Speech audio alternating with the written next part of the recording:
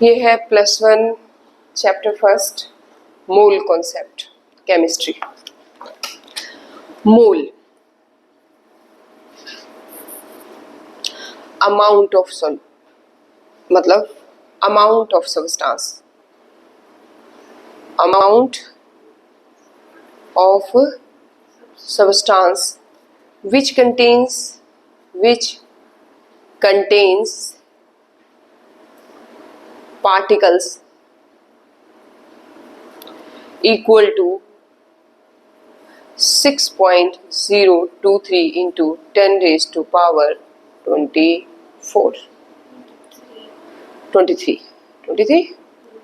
ठीक है।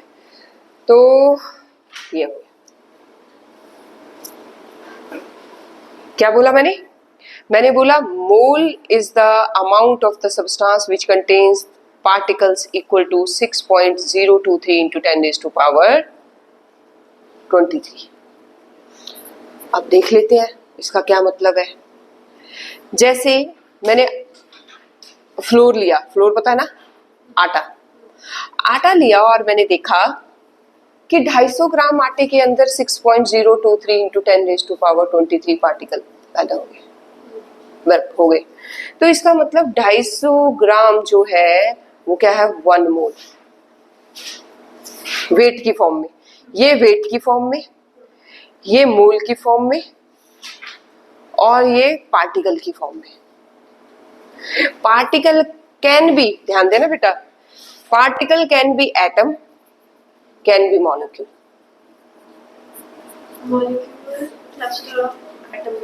हाँ, 2 molecules, 2 or more than 2 atoms which can stand independently forms molecule है।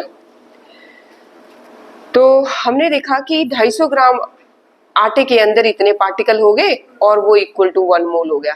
तो वेट की फॉर्म में भी पता लग गया कि मोल कैसे होता है, और पार्टिकल्स की फॉर्म में भी पता लग गया। फिर मैंने उठाया और 1 किलो चीनी ली, 1 किलो, और मैंने देखा कि उसके अंदर 6.023 into 10 raised to power 23 particles है।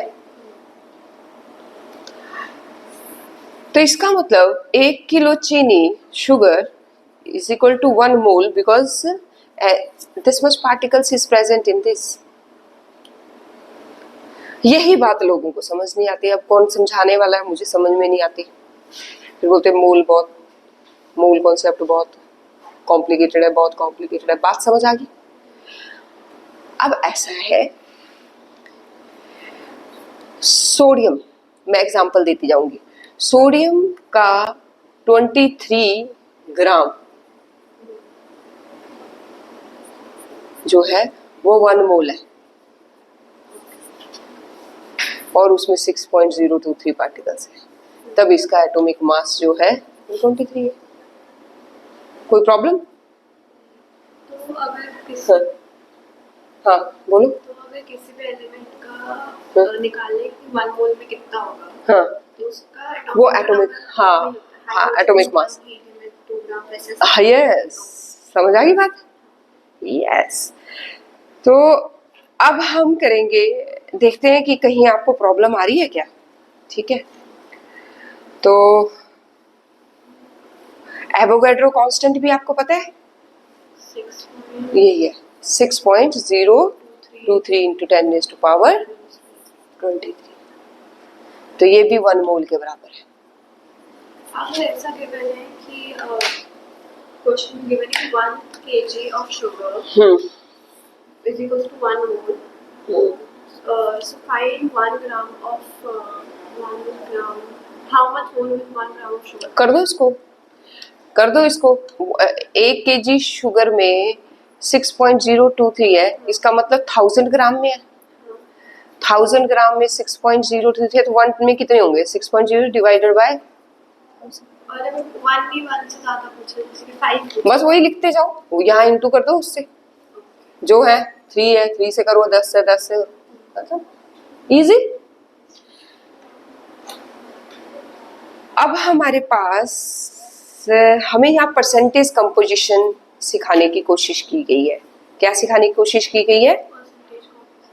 ये इस तरह से मैंने 23 बताया, ऐसे ही 18 ग्राम में 1 मोल 6.03, समझ रहे हो, वाटर, समझ रहे हो, जो जिसका है। CO2 44 gram is equal to 1 mole is equal to 6 ऐसा भी पूछ सकते हैं कि 18 ग्राम substance X has 18 gram is of weight 18 gram.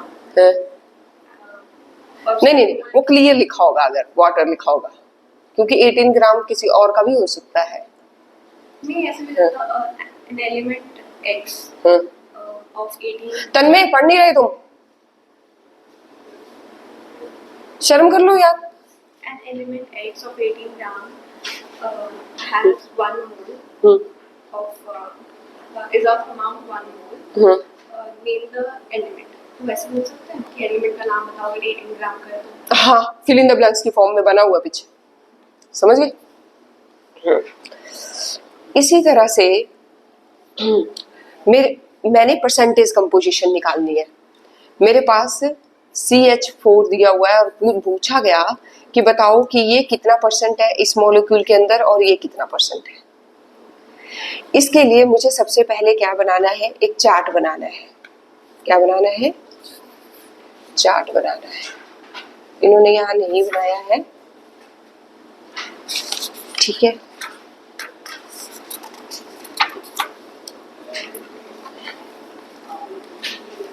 अगर नहीं है तो मैं सीधे इसके लिए सबसे पहले CH4 का मोलिक्यूलर मास निकाल दूंगी।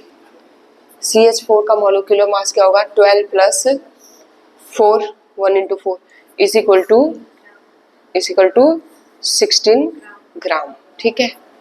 ये आ गया मेरे पास मीथेन का, हाँ, ठीक है। अब मुझे क्या निकालना है? ये 16 ग्राम है तो 16 ग्राम 100 ग्राम, मुझे 100 ग्राम में निकालना है अब। हाँ, मतलब नहीं, 16 में जैसे ये है मेरे पास, पहले मैं ये वाला उठाती हूँ C2, पहले इसी का निकाल लेते हैं OH, क्योंकि उन्होंने सिंपल इसका मोलिक्यूलर मास निकाला मैंने 2 इंटू 12, ठीक है। फिर plus 1 into 5 plus 16 plus 1, is it okay? सुनने वाली हूँ 5 मिनट में तन्वी, ठीक है। तो मेरे पास कितना हो गया? ये हो गया 24 और 5 29 और 16 29 और 16 6 और 9 15 और 45 है ना। 29 और 16 ना, 46 नहीं 45 और 1 46 ग्राम, ठीक है। अब मेरे पास है ये 46 ग्राम। अब मुझे ना इसमें से निकालते जाना है कि 46 ग्राम में ये कितना है? 24 इंटू 100, हाँ, इंटू 100, हाँ। इसी तरह से 5 डिवाइडेड बाय 46 इंटू 100, फिर इसी तरह से 16 डिवाइडेड बाय 46 इंटू 100, इसी तरह से 1 डिवाइडेड बाय 46 इंटू 100, और जो आता जाएगा। इसमें फिर वो होगा ना कि 12/16 इंटू 100। यस, हाँ।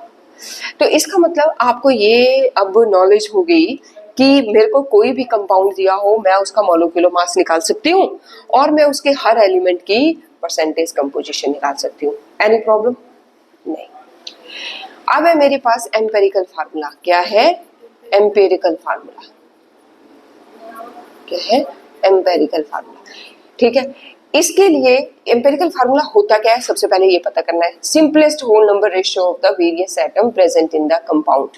एम्पेरिकल सिंपलेस्ट, वो मैंने कल बताया था, जो C6H6 बताया था, उसका C और H ऑनली। ये इसका जो निकलेगा वो एम्पेरिकल फार्मूला निकलेगा, और इसका जो निकलेगा वो मोलिक्यूलर फार्मूला निकलेगा। इसका फॉर्मूला मास और इसका मोलिक्यूलर फार्मूला, और इसका एम्पिरिकल फार्मूला, मतलब फार्मूला मास का ही एम्पिरिकल फार्मूला। समझ आ गई बात? अभी ये वाला है, हाँ। इसमें से ये नहीं है, ये अगर ये गिवन है, इसमें से इस स्टेटमेंट का निकलेगा मॉलिक्यूलर, लेकिन अगर CHOH का निकाले तो उसका निकलेगा फॉर्मूला मास और एम्पिरिकल फॉर्मूला। Yes, done. अब उसके लिए आपको सबसे पहले क्या करना है? उससे सबसे पहले तो आपको मोलिक्यूलर मास ही निकालना है। ये दोनों काम तो करने ही करने हैं, ये भी करना है और परसेंटेज कंपोजिशन भी निकालनी है। ये करने ही करने हैं इसी Formula mass निकालना। ना। अगर बोला हो, अगर मॉलिक्यूलर फार्मूला निकालने को बोला है तब तो आपने मॉलिक्यूलर ही निकालना है। जब एम्पेरिकल बोला हो तब फिर फार्मूला। Is it okay? तो उसके लिए सबसे पहले इन्होंने पहले ही बता दिया इनको कि सब क्या क्या निकाल दो, कन्वर्जन ऑफ मास परसेंटेज, सबकी मास परसेंटेज निकाल लो, हर एक की मास परसेंट। ये तो हमने इसी में सीख लिया था मास परसेंटेज कैसे निकालनी है। तो इन्होंने कौन सा उठाया है, दिया है इन्होंने क्वेश्चन दिया है ना, एक कंपाउंड ये ले लेते हैं, परसेंटेज दी हुई है इन्होंने। एक कंपाउंड कंटेन्स 4.07% हाइड्रोजन, ठीक है, 24.27% carbon and 71.6% chlorine. Its molar mass दे दिया, मोलर मास दे दिया है, कितना है 98 मोलर मास मतलब मोलिकुलर मास। अच्छा, हाँ, मोलिकुलर मास दे दिया है। व्हाट आर इट्स एम्पेरिकल भी बोला है और फार्मूला भी बोला है। बोलते अगर बोलते आपको ये क्वेश्चन आ जाए और इस क्वेश्चन के बाद ये क्वेश्चन आ जाए तो आप सबसे पहले क्या निकालोगे, conversion of mass percent to gram. ये परसेंटेज है ना, ये परसेंटेज है, इसको आपने ग्राम में कन्वर्ट करना है। इसको आपने, तो ये किसकी है, हाइड्रोजन की है, तो इसका मतलब क्या है, हाइड्रोजन का मोलिकुलर मास 1 होता है, ठीक है। तो मोल्स ऑफ द हाइड्रोजन आपको पता है N is equal to W/M, ये पता है आपको, ये बात पता है आपको। ये जो है ना, ये आपका जो फार्मूला है ना केमिस्ट्री में, ये राजा है। ये फार्मूला मतलब आपकी इतनी मदद करेगा ना जो कोई नहीं करेगा केमिस्ट्री में, सिर्फ ये फार्मूला। अब इस फार्मूले को आप उठाओगे ना, ये इन्होंने क्या बोला, अगर आपको पहले तो मास परसेंटेज को ग्राम में बदल दो, तो ये मैंने क्या किया, मेरे पास ये लिखा है 100 ग्राम में से मैंने 4.07 ग्राम हाइड्रोजन बना दी, 71 ग्राम मैंने, मतलब जैसे जैसे है वो परसेंट हटा के ग्राम ग्राम लगाती गई, 100 में से सब कल, ठीक है। सबसे पहले मैंने ये काम करना है, मैंने कर लिया। उसके बाद मैंने क्या कहना है, नंबर ऑफ मोल्स निकालने हैं हर के, इसके भी, इसके भी, इसके भी। और नंबर ऑफ मोल कैसे निकलते हैं, N equal to WI, weight divided by molecular mass. अब मुझे नंबर ऑफ मोल्स निकालने हैं किसके, हाइड्रोजन के, किसके, हाइड्रोजन के। और मुझे इसका वेट कितना दिया हुआ है 4, और मोलिकुलर मास कितना होता है 1। इसी तरह से N मोल निकालना है मुझे किसका, कार्बन का, और कार्बन का होता है 12, और डिवाइडेड बाय इसका कितना दिया है मास 24.27 जो भी है, इनटू सॉरी, हाँ sorry, N is equal to gram दिया ना, 24 डिवाइडेड बाय 12। इसी तरह से N दूसरे का क्या दिया है मेरे पास है 71, है ना, 71 मतलब 72 ही ले लेंगे इसको, पॉइंट 72 डिवाइडेड बाय N कौन है, ये क्लोरीन है, क्लोरीन का 37 होता है या 36 होता है, तो 35, हाँ ठीक है 35। मैंने सबको डिवाइड कर लिया, मेरा क्या आ गया, आगे नंबर ऑफ मोल्स, इसको डिवाइड किया, मेरा 4.04 मोल आया। मैंने इसको डिवाइड किया 2.021 मोल आया। मैंने इसको डिवाइड किया, हाँ मैं आगे वाला कंसीडर करूंगी, बस आगे वाला, इसको, इज इट ओके, 0.021। पर ध्यान रहे कि ये 6 ना हो, फिर ये 5 कर लेना, समझ आ गई बात, ये ऐसे करके। तो मैंने क्या किया, मैं दोबारा बता रही हूँ आपको कि मेरे को क्वेश्चन दिया है कि एम्पेरिकल फार्मूला मोलिकुलर मास निकालना है, और उसकी मुझे परसेंटेज दी हुई है सभी कंपाउंड की। तो मैंने सबसे पहले उनको ग्राम में कन्वर्ट कर लिया, फर्स्ट स्टेप में मैंने उनको ग्राम में कन्वर्ट किया, दूसरे में मैंने उनके मोल फाइंड आउट कर लिया। ग्राम में दिया, इसमें परसेंटेज में कन्वर्ट करा, हाँ यस, ठीक है। और तीसरे स्टेप में मैंने क्या किया, मैंने मोल भी निकाल लिया है, ठीक है, और मेरे को मोलिकुलर मास भी दिया हुआ है 98, पूरे कंपाउंड का मोलिकुलर मास भी दिया। हाँ बस अब सबका जो है, सबके मोल से जो है डिवाइड कर करके मेरा क्या निकल जाएगा, ये देखिए। इसके बाद इन्होंने बोला step divide each mole values obtained above the smallest, ठीक है। बोलते हैं अगर आपको इनको, अगर ये क्या बोलते हैं इसको, ऐसे फ्रैक्शन में आता है या डेसिमल में कोई चीज आती है, तो इनको रेशियो में चेंज करो, सबसे पहले थर्ड स्टेप में क्या करोगे, इनको रेशियो में बोलते हैं। अगर ये तो सब 5 से नीचे नीचे है तो जरूरत कोई भी मल्टीप्लाई होने वाला नहीं है कि इसको 2 से मल्टीप्लाई किया जाए। और अगर एक को करोगे ना तो फिर सबको करना है, किस लिए, होल नंबर में चेंज करने के लिए, सिंपल और स्टोर में। बट ये ऐसे ऐसे ऐसे और ये होगा 1 1 और ये 2, क्या होगा 1। तो ये मेरे पास आ गया। ये पहला कौन सा है, पहला मेरे पास हाइड्रोजन है, तो हाइड्रोजन 2 रेशियो में है। और इसके बाद मेरे पास आ गया कार्बन, कार्बन 1 रेशियो में है। और फिर आ गई क्लोरीन, क्लोरीन भी 1 रेशियो में है।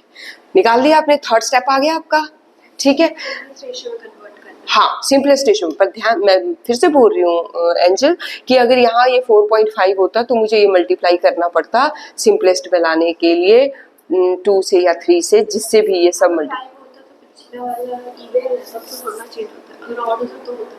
मतलब यहाँ पे अगर 8 होता है या मतलब जिससे भी ये चेंज होता है, अगर ये वो वैल्यू होती तो ये सबको मुझे भाई इसको मल्टीप्लाई करना पड़ता 2 से या 3 से। वो एग्जाम्पल भी हम देखेंगे, ठीक है। तो थर्ड स्टेप समझ आ गया। अब है मेरे पास write down the empirical formula, लिख दिया आपने, ये आ गई रेशियो। तो फिर ये क्या है, हाइड्रोजन, ये क्या है हाइड्रोजन 2, और ये 1 क्या है कार्बन, और क्लोरीन Cl, यही है। तो ये आ गया H2CCl, है ना, H2CCl। तो इसको सही फॉर्म में हम लिखेंगे CH2Cl। ये कंपाउंड होता है, ये कंपाउंड है, ये नहीं है, तो हमने इसको सही रेशियो में कंपाउंड को बनाया जैसा एग्जिस्ट करता है दुनिया में, CH2Cl। रेडी हो गया। तो ये क्या है मेरा, ये एम्पेरिकल फार्मूला है मेरा, आ गया एम्पेरिकल फार्मूला। अब मुझे क्या बनाना है, मोल। ये सिंपलेस्ट रेशियो में निकाल दिया ना मैंने, जो एक्चुअल फॉर्मूला होता है वो उसी फॉर्म में निकालना। हाँ ठीक है। नहीं, आपने ये एक्चुअल नहीं है, एम्पेरिकल मतलब मैंने पहले बताया आपको, C6H6 ये एक्चुअल है बेंजीन का फार्मूला, और इसका जो एम्पेरिकल फार्मूला है वो C और H है। तो मैं ये निकाल चुकी हूँ एम्पेरिकल, मुझे मॉलिक्यूलर निकालना है, मुझे मॉलिक्यूलर निकालना है। ये तो सिंपलेस्ट है, इससे सिंपल तो क्या ही होना है फिर, समझे, ये हो गया। अब मैंने इसका मॉलिक्यूलर फार्मूला निकालना है, ठीक है। अब अगर इसका मुझे मॉलिक्यूलर फार्मूला निकालना है तो सबसे पहले मैं इसका एम्पेरिकल फार्मूला तो निकाल लूं। इसका एम्पेरिकल फार्मूला 49.8 आया, पता लग गया, मैं निकालने की जरूरत है मुझे, CH और हाँ Cl का। हाँ 49.8 आ गया, ठीक है।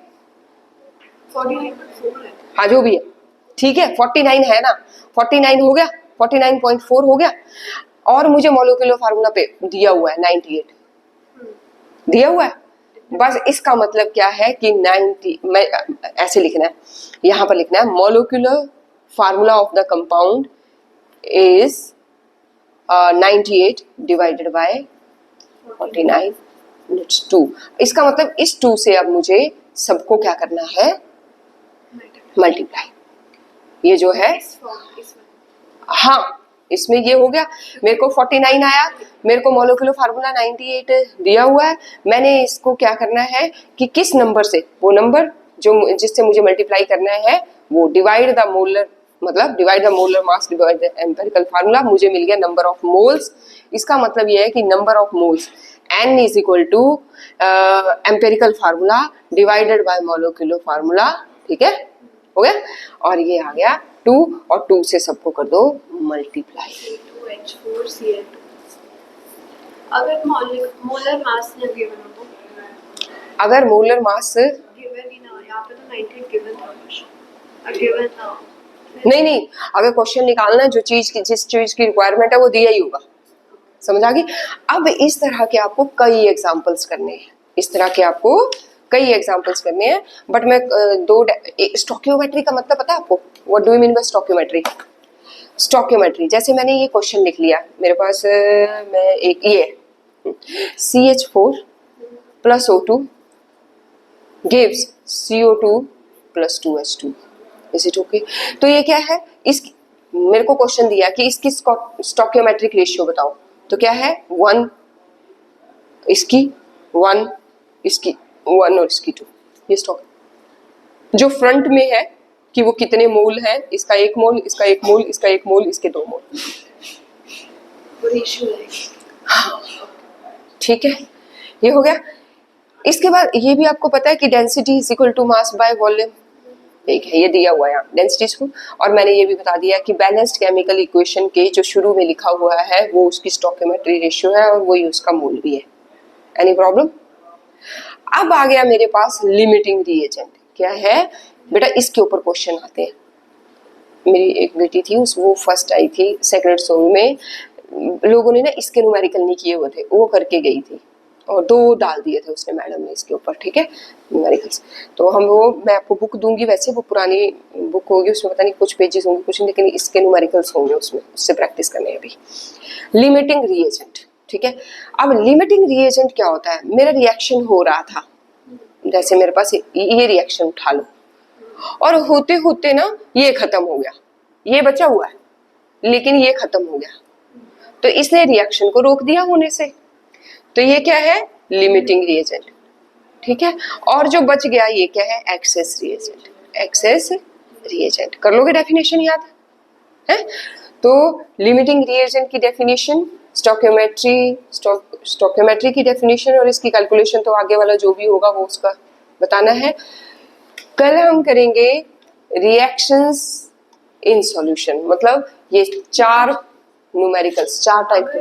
कैसे बताएंगे कि लिमिटिंग रिएजेंट ये ऑक्सीजन खत्म हो गया? क्वेश्चन में दिया होगा ना कि मतलब क्वेश्चन डेफिनेशन तो आप यहाँ से याद कर लोगे, यहाँ नहीं है तो ये एनसीईआरटी में यहाँ दी होती है डेफिनेशंस, यहाँ वो तो चलो कहीं भी मिल जाएंगे, बुक दूंगी मैं अभी, उसमें हो जाएंगे, लेकिन जो क्वेश्चन दिया होगा उसके अकॉर्डिंग होगा, उसमें लिखा होगा कि in this reaction this is the limiting reagent. Question किस टाइप के होते हैं?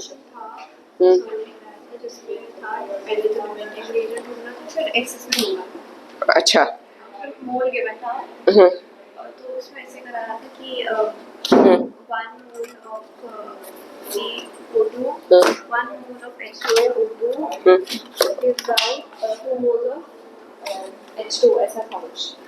और फिर जैसे यूनिटरी मेथड से 1 का निकाला, फिर मल्टीप्लाई करा, फिर उसमें बता रहे थे कि कुछ तो ऐसा। हाँ हाँ, इसके ना बहुत सारे क्वेश्चंस हैं मॉडर्न में, वो हम देख देख के कर, मतलब वो जो जैसे जैसे हैं वैसे वैसे सॉल्व करते जाएंगे, उसको कराऊंगी। पर मेरे को बुक नहीं मिल रही ना, मैं बुक ढूंढ के आपको देती हूँ, क्योंकि इसमें तो कुछ भी नहीं दिया हुआ ना, इसमें एक आधा क्वेश्चन की भाई सॉल्व करके दे दें और ये किस वे में सॉल्व करना है, वो सारा मैं बता रही हूँ कि किस वे में सॉल्व करना है। मैं बुक लेके आ रही हूँ अगर मुझे मिलती है। बट उससे पहले मैं कुछ कहना चाहती थी, बायो का क्या लिया आपने? बायो की भी मॉडर्न लेनी है, हाँ मॉडर्न लेनी है, और इसकी बुक ढूंढने में मुझे टाइम लगेगा, ठीक है।